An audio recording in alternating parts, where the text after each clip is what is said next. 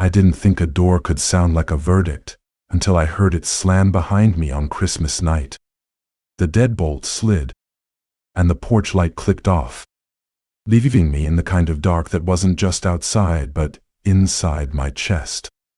"You can't be here like this," my stepdad had said, his voice steady the way people try to be steady around explosives. My mother couldn't look at me. The tree was still lit in the living room, 1,000 tiny stars behind their shoulders. And I was on the wrong side of the sky. Let me know in the comments where you're watching from. If you enjoy this story, be sure to subscribe to the channel. My name is Daniel Alvarez. I'm 30 years old, born and raised on Houston's east side, the son of a Mexican mother who believed in casseroles and second chances, and a stepdad who fixed things with his hands when he couldn't fix them with words. Christmas at our place used to mean tamales steaming in aluminum pans, the smell of cinnamon and piloncillo from the Café de Ola, cousins packed on couches, uncles debating the Texans like any of that would change the score. It meant the table stretched with an extra board and a tablecloth my abuela stitched before I was born. It meant belonging. By the year I turned 27, Christmas meant something else.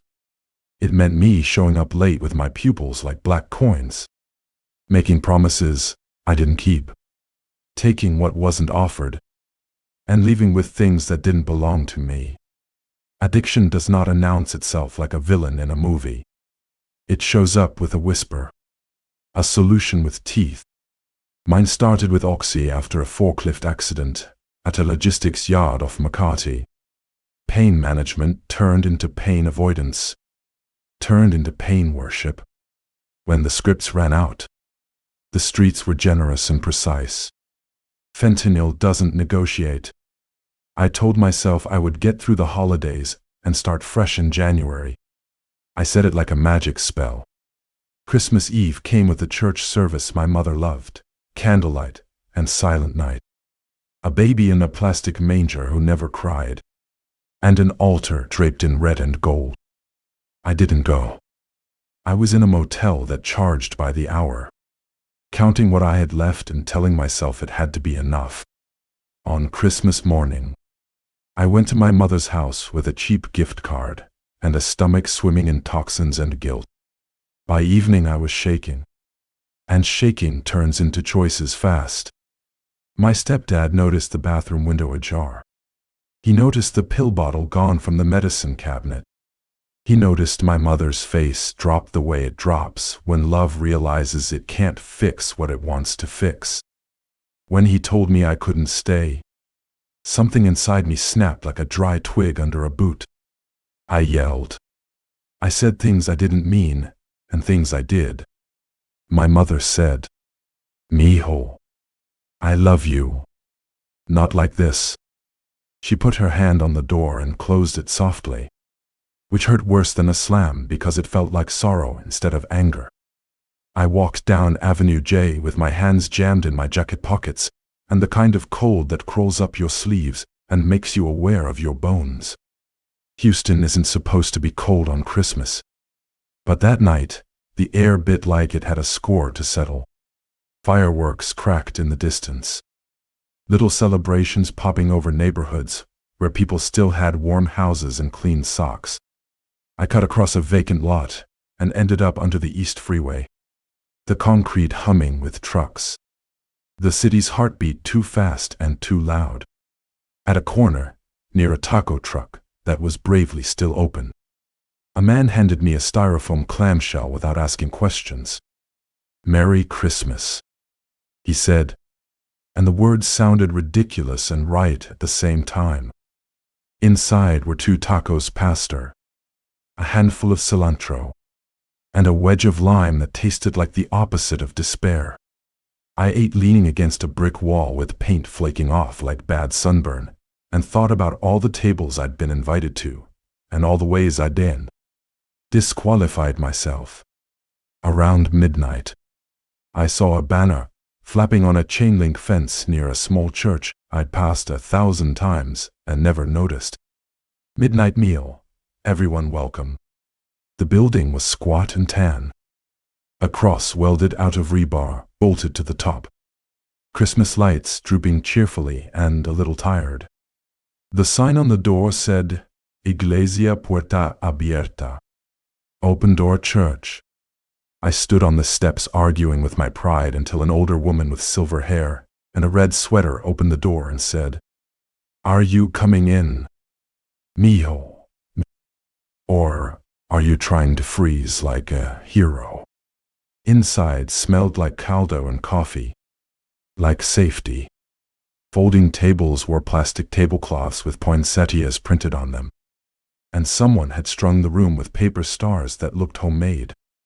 A pot of pozole big enough to bathe in sat on a warmer, and steam rose like a benediction. A man in his 50s, with kind eyes and a tie that had candy canes on it, introduced himself as Pastor Miguel. He didn't flinch when he shook my hand and felt the tremor. Sit, he said, like you give a one-word command to a drowning person. Sit. Breathe. Eat. I shoveled soup and broke to status and tried not to cry when a kid no older than 8 handed me a napkin with both hands like it was a sacred object. Around me sat a handful of people who didn't look like they were there for Instagram. A woman from the apartments across the street who worked nights at the hospital cafeteria and didn't have anyone waiting at home. An old man who told everyone who would listen that his wife had been gone 6 Christmases and Jesus had stayed all 6. A teenager with a backpack who had drawn little skulls on his sneakers and looked like he hadn't slept. We were a congregation of leftovers. And the table was good. After the food, Pastor Miguel stood and said a few words in English and Spanish about how the first Christmas was not beautiful in the way we think beautiful is barn, animals, drafts, and a teenage girl trying to find a place to lay down the weight of the world. No room, he said, is where God likes to begin. Then he said, if anyone needed prayer, they could come forward, but no pressure. God wasn't nervous. He had all night. I didn't go forward. I sat with my hands in my pockets and stared at the plastic poinsettias until the room emptied and the volunteers started stacking chairs. You look like a man who needs a bed, and not just soup, Pastor Miguel said, sitting across from me. He slid a flyer across the table. We help run a sober house 3 blocks over. It's not a spa. It's a place to stop dying. You can come tonight, if you want. The flyer had a name at the top. The Table House. Below it, 5 rules: no using, no stealing, no violence, chores, meetings, a schedule like a skeleton to hang a life on. I don't have money, I said. You have breath, he said. We can work out money. We can't work out breath once it's gone. Sometimes God doesn't sound like thunder. He sounds like someone who knows what to do with a night like Christmas when your family can't let you in. The Table House was a 2-story rental with a sagging porch and a front door that stuck unless you lifted as you turned. Inside smelled like bleach and coffee and men trying. 12 bunks in 3 rooms. A living room with a couch that had seen stories. A kitchen with a laminated chart that said who scrubbed what and when. The manager, a guy named Ray who had 4 arms like telephone poles and eyes like a man who had learned to cry, walked me through the rules and handed me a plastic bin for my stuff. Long showers are for people with short guilt, he said with a smile. Keep it 5 minutes. Welcome home. Detox was a weather event. Sweat came in waves. My legs ached with the memory of every flight of stairs I'd ever climbed. Sleep and I were enemies who passed each other in the hallway and refused to make eye contact. Ray sat in a chair by my bunk those first nights.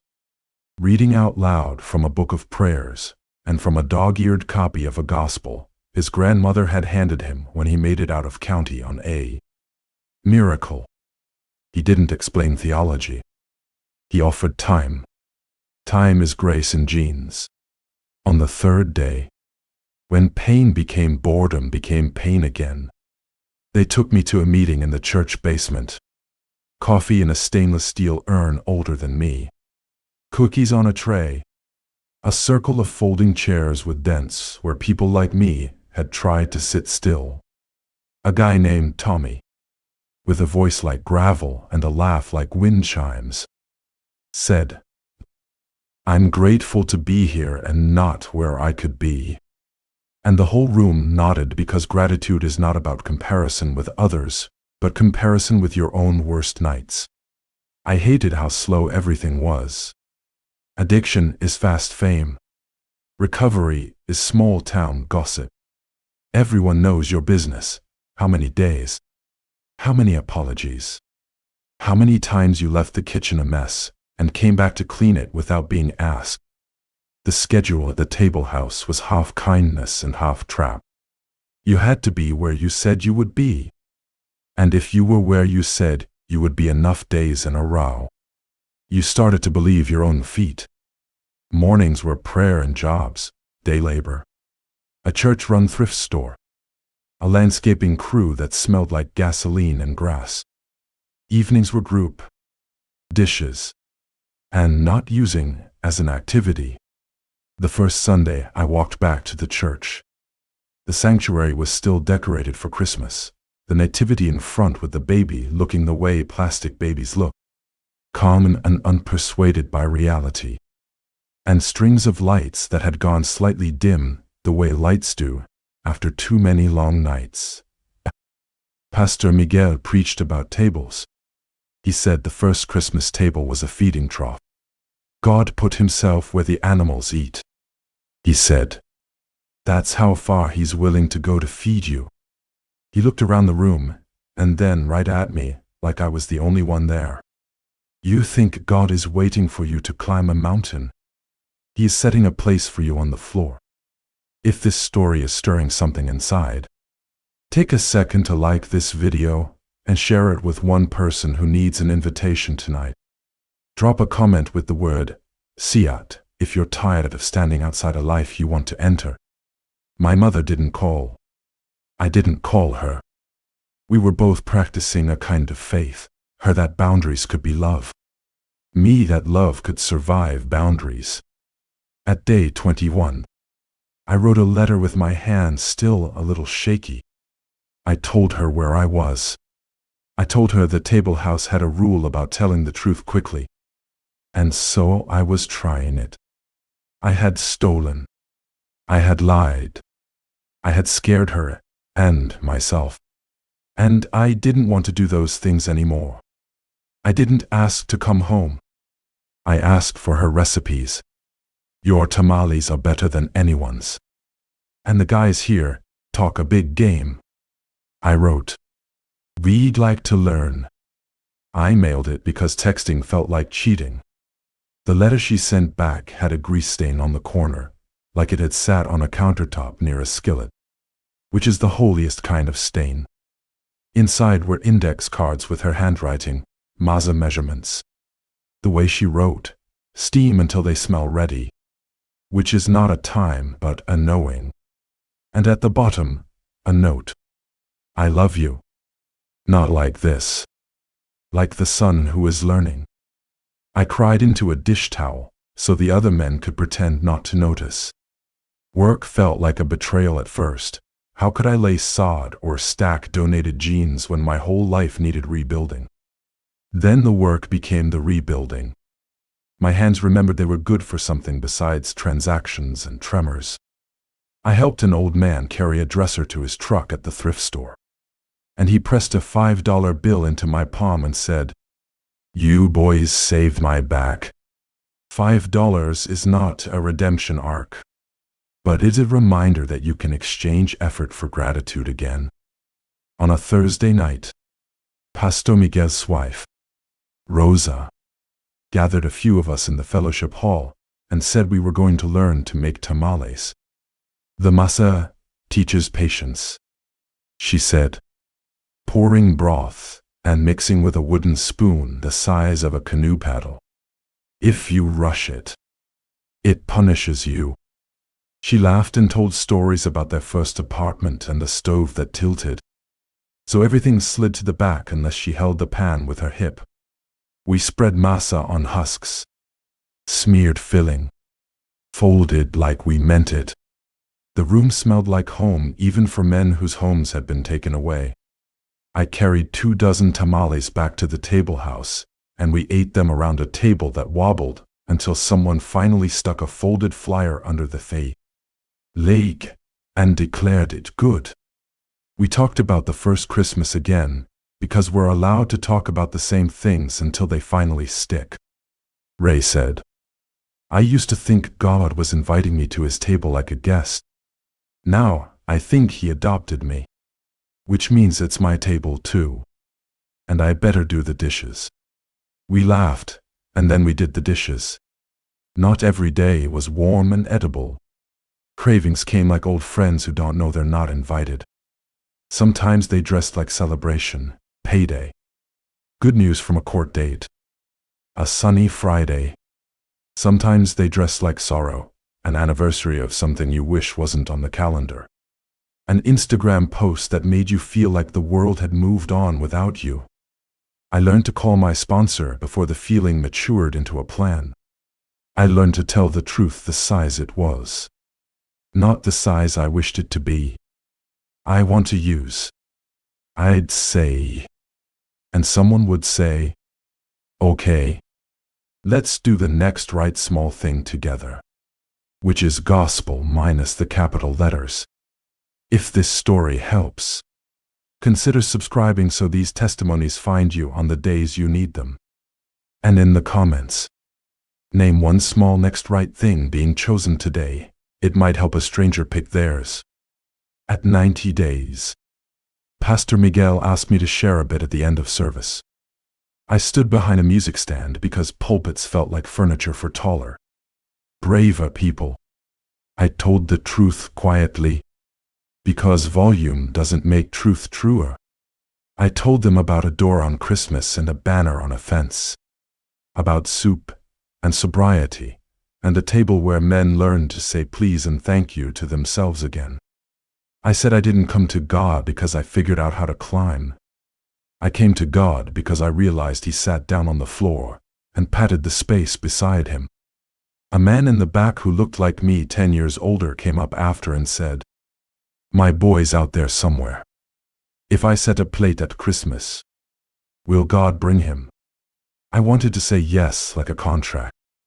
Instead I said, set the plate. Pray. Don't be his accomplice. Be his mother or father.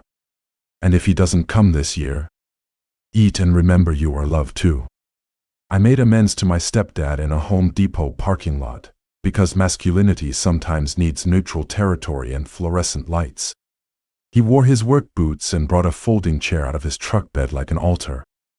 I read what I had written so I wouldn't improvise my way out of responsibility. I apologized for stealing, for cussing him out in the kitchen, for acting like his house was a hotel.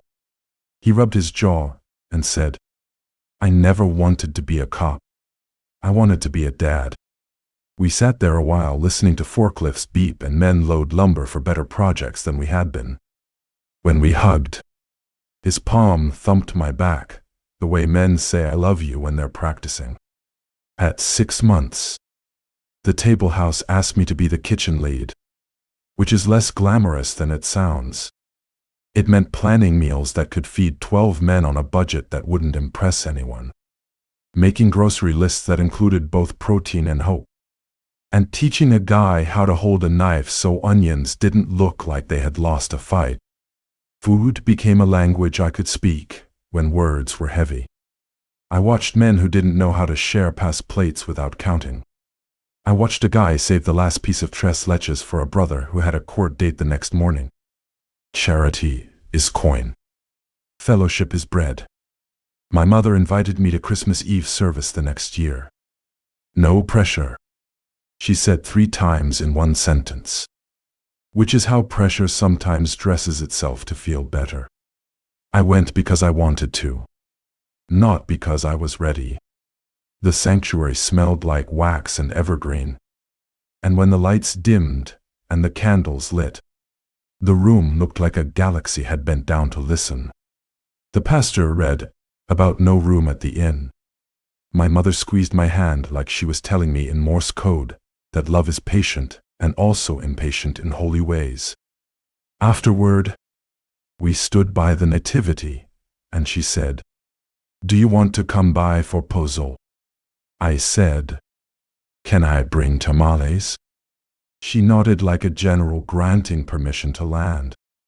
Back at their house, the table was the same table with the extra board.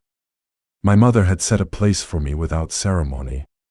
My stepdad handed me a stack of plates and said, "Make yourself useful," which felt like Grace wearing work clothes. My little cousins asked me where I had been, and I told them I had been learning to cook and to not lie. They accepted that, because children are prophets without the accessories. When we bowed our heads to pray, my mother's voice trembled once and then steadied like a bridge built right. I didn't move back in. Boundaries stayed like porch rails, visible, solid, keeping people from falling. I went home to the table house and wrote, "Weenie made it through Christmas" on the whiteboard like a championship score. The men cheered and then asked what was for breakfast, because miracles don't remove hunger. They transform it. Year 2 of my sobriety looked like repetition, meetings, work, church, cooking, calling people before saying, "I'm fine." Sleeping like it was a spiritual discipline. On a Thursday afternoon, Pastor Miguel called and asked if I could meet him at a small storefront 2 blocks down from the church. The windows were dusty. The floor was scuffed. And the landlord was willing to give a break to a church that paid on time and prayed for tenants. "We want to start a community kitchen," he said. "Not a soup line. A table. People cook together and eat together. The rule is you have to sit down." It sounded like a dare from God. We painted walls a color that the paint chip called dawn, scrubbed the floor until the mop water ran clear, and installed a donated range that hissed like a dragon until a retired plumber from the congregation made it behave. We built long tables out of 2x10s and polyurethane, sanded until they were smooth enough for children's elbows. We put a sign on the glass that said, "La Mesa, everyone welcome. Bring what you have, we'll figure out the rest." The first night, 12 people came. By the 3rd month, 30 did. People brought recipes and stories and grief and job leads and kids. A man in recovery taught a grandmother how to make gumbo. A grandmother taught that same man how to make arroz con leche that could make you believe in a future. I still wanted to use sometimes. I tell you that so you don't imagine a ladder to heaven, where after rung 6 it's all skylight and angels. Some days the smell of a certain cleaner in the thrift store unlocked a room in my head with old posters on the wall. Some days I missed the speed of sin. On those days, I said it out loud. I let people cancel my hero story before it wrote itself. I ate. I napped. I went to a meeting and did not talk about progress. I talked about mercy. I opened my Bible and read the parts where Jesus sits with people at tables and doesn't change the subject when they cry. 2 years and change after that first Christmas. A new guy showed up at the table house on a December night, shaking with the particular rhythm of a human body at war with itself. He had that motel smell. The one with equal parts, bleach and cigarettes, and 1,000 secrets. He kept saying, "I can't go home." Like if he stopped saying it, gravity would forget him. I sat in the chair by his bunk like Ray had sat by mine, reading the same psalms in the same cracked voice. When he asked me what we were, I said, "We're a place where you can be hungry without shame." He fell asleep for 10 minutes and woke up terrified. We started again. Christmas Eve came, and we carried casseroles and tamales to La Mesa, where the long tables held more than food. My mother came to help in a red apron that said, "Feliz Navidad," in script that looked like a letter she wrote to herself. She taught a teenager how to fold a husk like a letter you plan to send, and not just like paper you plan to throw away. Pastor Miguel prayed a short prayer, because long prayers are for people who aren't cooking. He said, "God, thank you for setting a table for us in the presence of our enemies, including the ones inside us. Teach us to set tables too." Near midnight, a woman in a blue hoodie hovered by the door, looking like hope and fear were having her. I recognized the way her eyes scanned for danger and for reasons to leave. I handed her a bowl and said, "Sit." She laughed like no one had used that word on her since kindergarten. She sat. She ate. She told us her name was Chantal, and that she had left a boyfriend who wanted her back in a way that didn't include respect. We sent her with leftovers and phone numbers and a promise that we would remember her name next time. Setting a table is hospitality and warfare both. On Christmas morning, my stepdad called. "We're eating at 2. He said, "Bring your men if they want." I repeated it to the house and expected polite declines. Instead, 10 of us showed up with pans and awkwardness. My mother had put out extra chairs without making a big deal. My uncle, who used to make jokes too sharp for rooms like this, shook hands like a gentleman. Children ran circles around our knees. We were loud and clumsy and holy. When it came time to pray, my mother asked me to do it. I looked at the table, the mismatched plates, the food that had crossed borders and neighborhoods to meet here, the faces that had changed shape under mercy, and I said, "God, thanks for inviting us. We do not deserve it, and we do not have to. Teach us to invite like you do." After we ate, I stood in the kitchen and washed dishes with my stepdad in a rhythm as old as our silence. He handed me a towel and said, "You do good work." It was the kind of benediction men give each other when the sanctuaries we know have sinks. I thought about the first Christmas in the Bible again. No room. A manger. A feeding trough turned into a table. I thought about Christ saying later in his life that people would come from east and west and recline at the table in the kingdom. I thought about East Houston and West Houston, and the freeway that sliced between them and the tables we could build over that crack. If someone watching this needs a seat right now, not a lecture, type "eu preciso de lugar" in the comments, and let the community answer with directions. Share this with a friend who spends holidays in parking lots, pretending it's fine. Hit subscribe so the next invitation finds the next you. People ask me what the miracle was. Was it that my mother let me back in her house? Was it that I didn't use on a day I wanted to? Was it that we opened a kitchen that stayed open when the city felt closed? All of those. But mostly the miracle was this. God didn't wait for me to be clean to invite me to his table. He invited me and then taught me how to eat without stealing and how to pass the plate. He put me at a table where men and women who had nothing in common but hunger became a family that knew how to set places for each other's ghosts and still make room. I still live with a calendar full of small choices. I still know where I could go at 2 in the morning to blow this up. And I still choose instead to chop onions for a pot of something that will feed 12 names I could recite. My phone still rings with numbers who know me as the old me. I let them ring. I call my mother. I call my sponsor. I call the new guy whose cravings sound like mine used to, and I say, Come sit. We made extra. I was kicked out on Christmas night because of drugs. That sentence is true, and not the whole truth. The whole truth is that I was invited to a table I didn't deserve and taught to build tables for people who don't think they deserve one either. The door closed. The table opened. And somewhere between those two sounds, I started to live.